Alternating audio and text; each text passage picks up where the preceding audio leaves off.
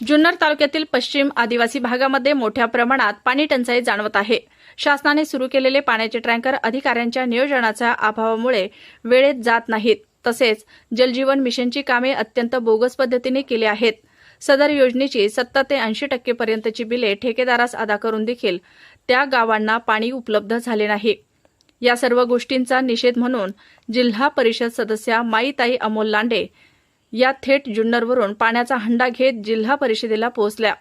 त्यांनी हंडा डोक्यावर घेत थेट जिल्हा परिषद मुख्य कार्यकारी अधिकारी गजानन पाटील साहेब यांचे कार्यालय गाठले व माझ्या भागाला माझ्या माणसांना पिण्यासाठी पाणी मिळाले पाहिजे यासाठी ठिय्या आंदोलन सुरू केले। त्यानंतर लगेचच सीईओ गजानन पाटील साहेब यांनी परिस्थितीचे गांभीर्य ओळखून ताबडतोब जुन्नरच्या पश्चिम आदिवासी भागात टँकर वेळेवर पोहोचवा, गरज पडल्यास पाण्याच्या टँकरची संख्या वाढवा असे आदेश त्यांच्या प्रशासनाला दिले व टँकर वेळेत पोहोचतात का नाही याची रिपोर्टिंग मला करा अशा सूचना प्रशासनास दिल्या।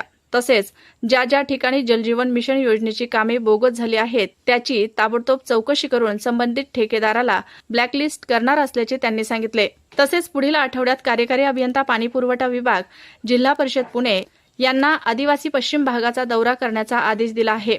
यावेळी माई लांडे यांनी बोलताना सांगितले की माझ्या माणसांना पिण्यासाठी पाणी मिळाले पाहिजे यासाठी माझा लढा आहे। पुढील काळात माझ्या माणसांच्या समस्या सुटल्या नाही तर जिल्हा परिषदेच्या जनरल बॉडी मीटिंगमध्ये अधिक आक्रमकतेने मुद्दे मांडणार आहे व वेळ पडल्यास मी माझ्या आदिवासी भागातील महिलांना घेऊन जिल्हा परिषदेसमोर उपोषणाला बसणार आहे।